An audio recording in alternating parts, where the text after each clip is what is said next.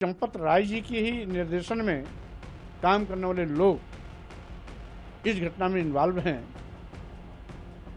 तो क्या चंपत राय जी दोषी नहीं? सरकार के ट्रस्ट पंडे पुजारियों का धंधा है, राम तो बहाना है, राम के बहाने लूट का धंधा करना इनका चेहरा बन गया है। मोदी और योगी जी राम के नाम पर सत्ता में आए जरूर हैं, लेकिन सच तो ये है कि राम के नाम पर लूट का धंधा चल रहा है। नमस्कार, यूपी तक देख रहे हैं आप, मैं आपके साथ मोहित कुशवाहा। राम मंदिर में चढ़ावे और दान की गड़बड़ी को लेकर अब तमाम सवाल खड़े हो रहे हैं। ऐसे में उत्तर प्रदेश की सियासत में भी अब ये मुद्दा गरमाने लगा है। जहां एक तरफ अखिलेश यादव ने इस मुद्दे को उठाकर सियासी सरगर्मी पैदा की, तो वहीं दूसरी तरफ भारतीय जनता पार्टी और वो लोग जो रामलला जन्मभूमि आंदोलन में हिस्सा रहे, वो लोग भी इस पर लगातार सवाल उठा रहे हैं। सवाल चंपत राय को लेकर, सवाल राम जन्मभूमि ट्रस्ट को लेकर, और तो और सवाल वहां पर चल रहे काम को लेकर, और यानी कि जो प्रबंधन कमेटी है उसकी पूरी क्रियाकलाप को लेकर। अब ऐसे में इस पूरे प्रबंधन को लेकर अब सबसे बड़ा सवाल जो है एक और स्वामी प्रसाद मौर्य यानी कि अपनी जनता पार्टी के अध्यक्ष स्वामी प्रसाद मौर्य ने खड़ा कर दिया। स्वामी प्रसाद मौर्य ने साफ तौर पर चंपत राय पर आरोप लगाते हुए कहा कि अगर वहां पर निचले स्तर पर कोई कर्मचारी गड़बड़ी कर रहा था, तो क्या जिस व्यक्ति की ये सारी जिम्मेदारी थी उस पर कोई कार्रवाई नहीं होनी चाहिए? यानी कि सीधे सीधे तौर पर स्वामी प्रसाद मौर्य चंपत राय पर सवाल खड़े करते हुए यहाँ पर नजर आ रहे हैं। लेकिन बड़ी बात यह है कि स्वामी प्रसाद मौर्य ने ये जो गड़बड़ी है उसे लूट का धंधा बताया। कहा गया कि धर्म के नाम पर यहाँ पर लूट का धंधा जो है चलाया जा रहा था। किसी भी प्रकार की पुलिस जांच का कोई औचित्य नहीं। दूसरी चीज, जब पूरा राम मंदिर की देखरेख ट्रस्ट के अध्यक्ष श्री चंपत राय जी के निगरानी में हो रहा है और चंपत राय जी के ही निर्देशन में काम करने वाले लोग इस घटना में इन्वॉल्व हैं, तो क्या चंपत राय जी दोषी नहीं है? क्या चंपत राय के खिलाफ योगी सरकार कार्रवाई करने की हिम्मत कर सकती? क्या जांच चंपत राय के खिलाफ आगे बढ़ सकती है? इसलिए कुल मिलाकर के इस महापाप पर पर्दा डालने की एक नापाक कोशिश है। मोदी और योगी जी राम के नाम पर सत्ता में आए जरूर हैं, लेकिन सच तो ये है कि राम के नाम पर लूट का धंधा चल रहा है, जिसका खुलासा अयोध्या स्थित राम मंदिर से हुआ है। करोड़ों करोड़ों रुपए की हेराफेरी हो गई, चोरी हो गई, चढ़ावे में आया हुआ सोना चांदी गायब हो गया, हीरे जवाहरात गायब हो गए, अरबों खरबों की संपत्ति चली गई। तो यह सरकार के ट्रस्ट पंडे पुजारियों का धंधा है। राम तो बहाना है, राम के बहाने लूट का धंधा करना इनका चेहरा बन गया है, और उसका जीता जागता उदाहरण अयोध्या में देखने को मिला है, जो आस्था पर सबसे बड़ी चोट है।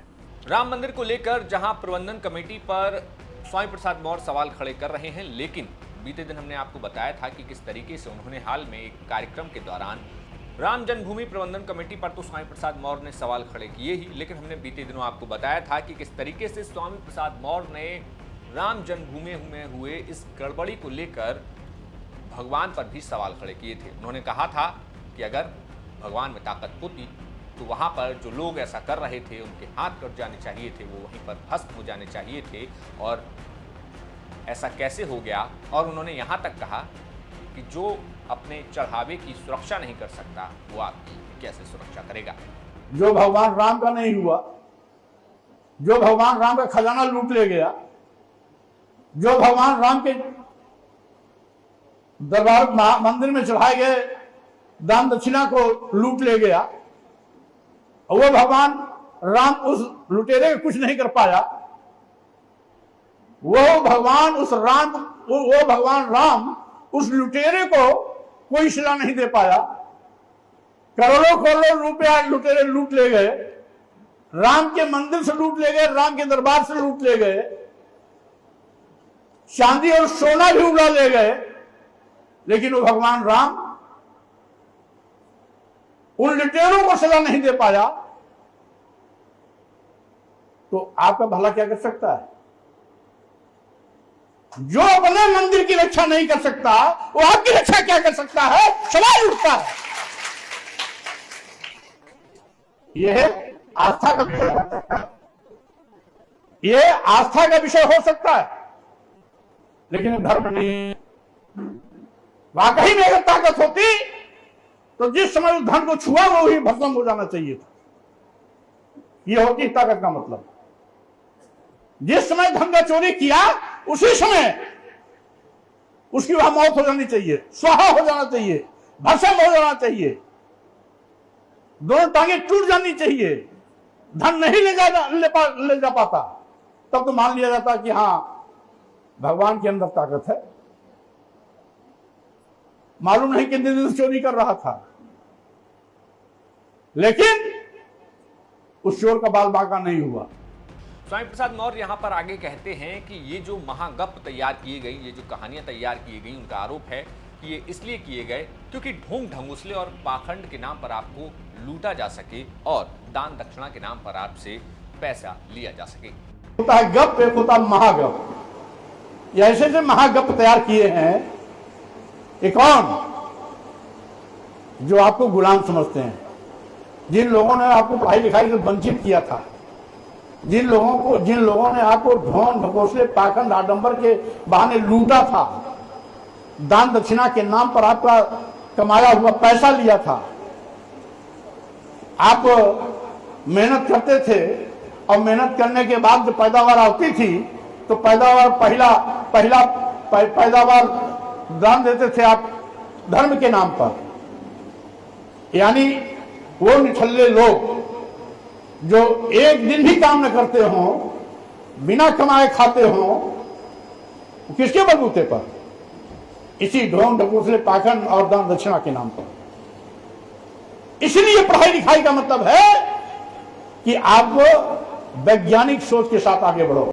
तो स्वामी प्रसाद मौर्य राम मंदिर में इस गड़बड़ी के जो मामले को लेकर सवाल खड़े कर रहे हैं, उस पर अब देखना होगा कि क्या कुछ आगे और प्रतिक्रिया आती है, क्योंकि जहां एक तरफ स्वामी प्रसाद मौर्य ने राम मंदिर की प्रबंधन कमेटी पर सवाल खड़े किए, तो दूसरी तरफ वो भगवान पर भी सवाल खड़े कर रहे हैं। आपका इस खबर पर क्या कुछ कहना है, हमें कमेंट बॉक्स में बताइए। देखते रहिए यूपी तक। शुक्रिया। जब आप टिकट बांटने की बात करते हैं तो ज्यादा वक्त नहीं गुजरा, आप बोलते थे कि पूरे सहारनपुर की 7 की 7 सीटें मैं दूंगा, मैं बांटूंगा और 7 की 7 सीटें मैं कांग्रेस पार्टी के लिए लड़ाऊंगा। क्या अभी भी उसी स्टैंड पर है? कांग्रेस? हाँ। मैं तो अपना इस्तेमाल ही नहीं करता हूं, मैं कांग्रेस इस्तेमाल करता हूं। कांग्रेस जो कांग्रेस की वो होगा, ये कांग्रेस का मजबूत जिला है और सब कांग्रेस की सीट यहां लड़ेंगी। 2017 में 5 नहीं लड़े थे क्या हम? 2017 में तो अखिलेश जी मुख्यमंत्री थे, तब भी तो मैं 5 ही लिए थे, तब तो मैं एमपी भी नहीं था। तो इसमें आश्चर्यचकित करने वाली तो कोई ऐसी बात नहीं है जो मैंने बोल दी है। इसमें कोई आश्चर्यचकित करने वाली बात नहीं है। अखिलेश जी मुख्यमंत्री थे, मैं कुछ भी नहीं था। 5 लिए थे हमने, 5 लड़े थे, तो अब के लड़ दूंगा तो कौन सी बड़ी बात होगी? अब 5 लड़ेंगे या 7 लड़ेंगे? नहीं, 5 ही लड़ेंगे। 5 ही बोला था मैंने, 5 ही लड़ेंगे। अब लड़ेंगे इंशाल्लाह। मतलब सहारनपुर की 5 सीटें कांग्रेस पार्टी ही लड़ेगी। हाँ, तो क्यों? पहले भी लड़े थे भाई, 2017 में जब थे तब भी लड़े थे, अब भी लड़ देंगे। उसमें कोई आश्चर्यचकित करने वाली बात थोड़ी है। तो आशु मलिक को इस बार आप जिताने की कोशिश करेंगे? किसको? आशु मलिक को। देखिए, मेरा से आशु मलिक, आप पता नहीं आशु मलिक को क्यों मेरे साथ जोड़ते हैं। कोई मेरा कैंडिडेट है, 47,000 वोट से जीता हूं मैं वहां से, और इनकी मुखालफत के बाद जीता हूं, कोई इनकी माफकत के बाद नहीं जीता हूं। मैंने कहा मैं मुनाफिक नहीं हूं। अगर मैं मुखालफत करूंगा तो ओपन करूंगा, ओपन कह रहा हूं कि नहीं लड़ाऊंगा, मेरा कैंडिडेट लड़ेगा। मैं कोई ऐसा नहीं हूं कि आप मेरे साथ रहेंगे और मेरी पीछे से काटेंगे, नहीं। इमरान मसूद है मेरा नाम, मैं किसी की मुखालफत पीछे नहीं करता हूं। मुझे जो करना है फ्रंट पे करूंगा, पीछे कुछ भी नहीं करूंगा। तो इस बार आप क्या करेंगे? मेरा कैंडिडेट लड़ेंगे, 5 लड़ेंगे ना, कहता हूं मैंने, 5 लड़ेंगे मेरे। और कोई आश्चर्यचकित करने वाली बात नहीं। पिछली बार भी लड़े थे 2017 में भी, अब के भी लड़ेंगे। इसमें कोई ऐसा वो नहीं है।